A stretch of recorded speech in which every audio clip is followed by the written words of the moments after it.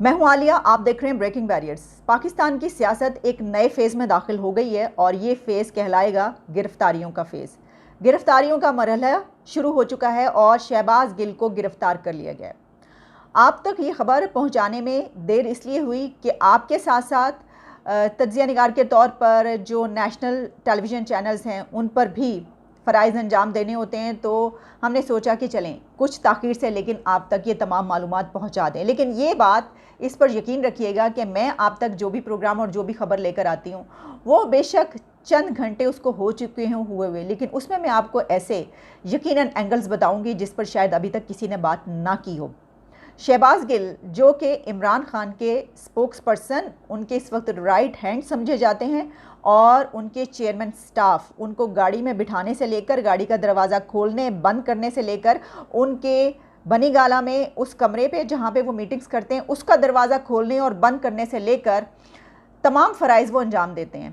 उनको आज गिरफ़्तार कर लिया गया। मैं और शहबाज गिल साहब जा रहे थे बनीगाला से, तो जैसे ही इमरान खान चौक पहुँचे हैं वहाँ पर कोई 15 से 20 गाड़ियाँ थी बग़ैर नंबर प्लेट की और ब्लैक शीशे थे उनके।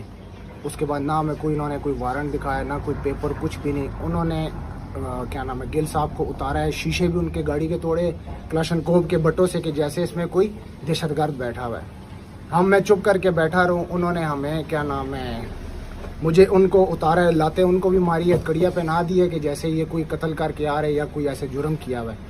मेरे ऊपर भी उन्होंने तशद्दुद किया है। फिर उसके बाद मुझे रोक के मुझे मारे बैग पे के मोबाइल दो, उसका डेटा दो, किधर है। मैंने उनको नहीं दिया, उन्होंने मेरे ऊपर भी तशद्दुद किया है। तो उनको बिठा के गाड़ी में, कोई 15 से 20 गाड़ियाँ थी और सारी प्राइवेट गाड़ियाँ थी, कोई नंबर प्लेट नहीं था, कोई शीशे, कोई ब्लैक शीशे थे उनके। और आज 10 मुहर्रम है और यजीदी कुव्वतों को कोई शर्म नहीं। इन्होंने 4 गाड़ियों के साथ मेरे इस्लामाबाद के घर में रेड किया है और लाल हवेली में सफेद कपड़ों की एक पूरी प्लटून भेजी है। और मैं इनको बताना चाहता हूं कि मैंने आधी अपनी जवानी जेल में काटी है और 7 साल कैद हुई है। मैं जेल से घबराने वाला नहीं हूं। जेल मेरी ससुराल है और हथकड़ी मेरी जेवर है और मौत मेरी महबूबा है। मैं मुकाबले से भागने वाला नहीं हूं। मैं मनी लॉन्डर नहीं हूं। मैं कोई साम्राज्य का एजेंट नहीं हूं।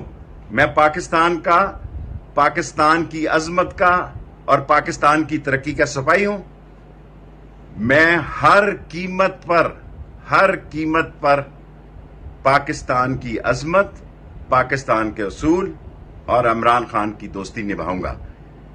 जेल आप लोगों को डरा सकती है भगोड़ों। अरे उनकी गाड़ी से खींच खांच के मारपीट भी हुई, ये भी कहा जा रहा है। गाड़ी के शीशे टूटे।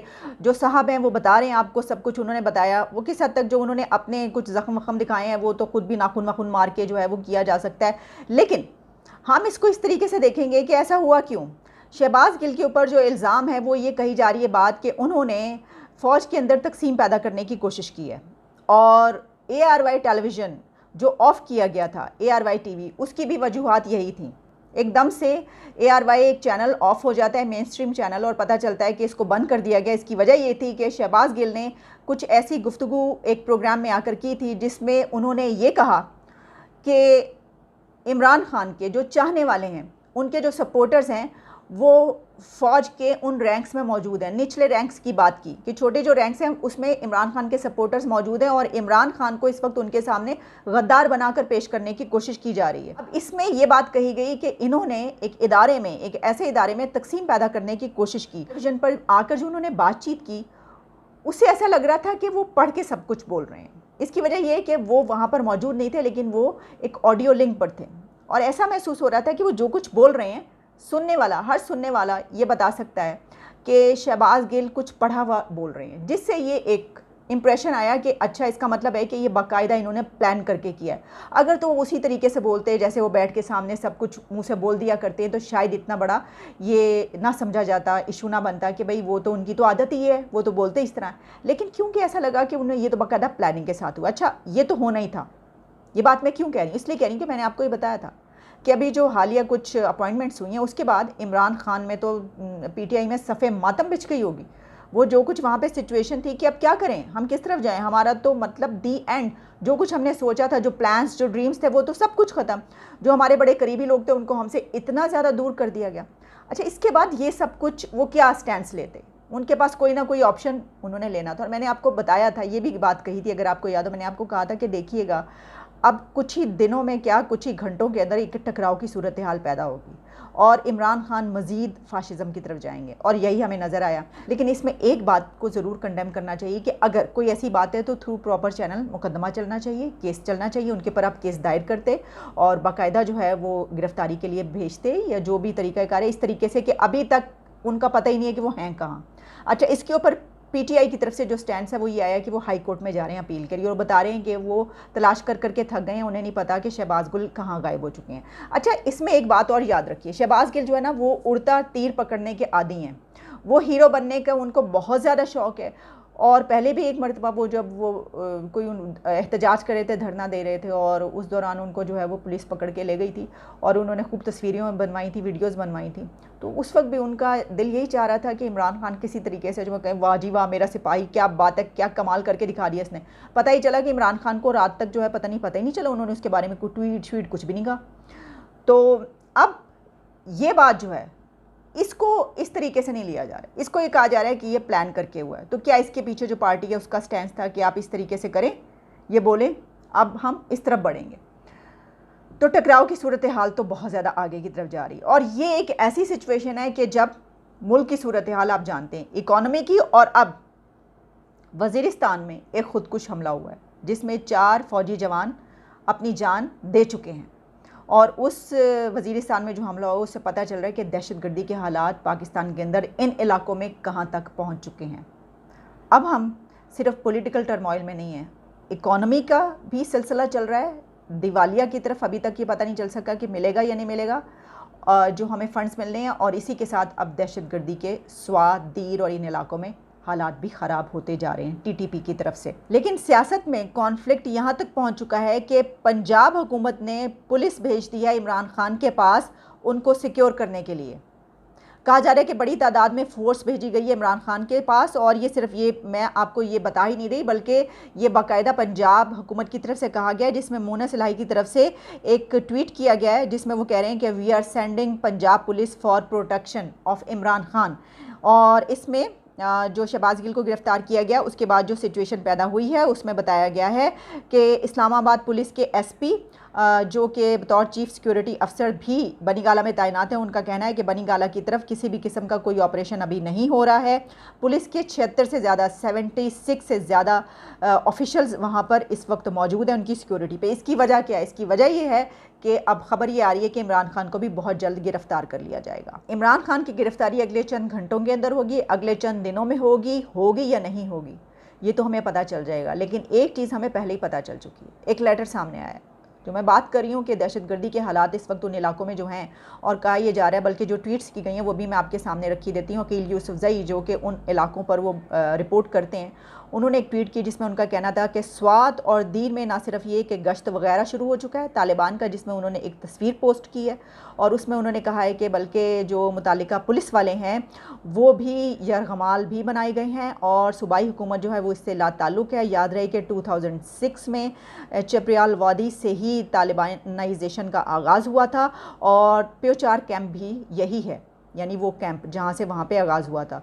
और मज़ीद ये कि ये इलाका वज़ीर आला का इलाका कहलाता है, लेकिन क्या वज़ीर आला को नहीं पता कि वहाँ पे क्या हो रहा है? अच्छा, इसी के साथ एक और ट्वीट की गई है जिसमें ये कहा गया है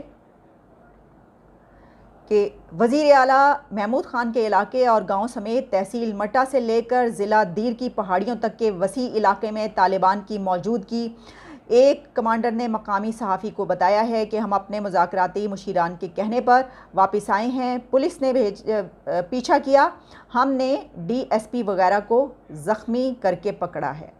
लेकिन इसके बाद फिर एक और चीज़ भी सामने है जिसमें कहा गया कि ये जो तालिबान कमांडर की आवाज़ है, ये जो आवाज़ कही जा रही है वो वाली आवाज़ नहीं है, उसके जैसी नहीं है। यानी ये कि हम इसकी ऑथेंटिसिटी आपको जो है वो इस वक्त नहीं बता सकते, लेकिन ये ज़रूर है कि ये क्योंकि जर्नलिस्ट, सीनियर जर्नलिस्ट इस तरह की ट्वीट्स करते हुए नज़र आ रहे हैं। और मैं एक आखिरी बात और करूँगी, एक ख़त भी सामने आया, मारूस खिदमत हो कि मैं सरदार साले वल्द ग़ुलाम साले सकना शेरंगिल फॉरेस्ट ऑफिसर के ज़ाती व्हाट्सएप नंबर को तहरीक तालिबान पाकिस्तान के नुमाइंदा सैफुल इस्लाम, वल्दियत और सकूनत नामालूम ने एक व्हाट्सएप मैसेज था जिसमें ये बताया गया था कि हमने महकमा फॉरेस्ट के 4 करोड़ रुपए की लकड़ी फ़रोख्त की है, जिसमें 60% कौम का हिस्सा है, वो तहरीक तालिबान के हवाले करो वरना अंजाम के लिए तैयार रहो।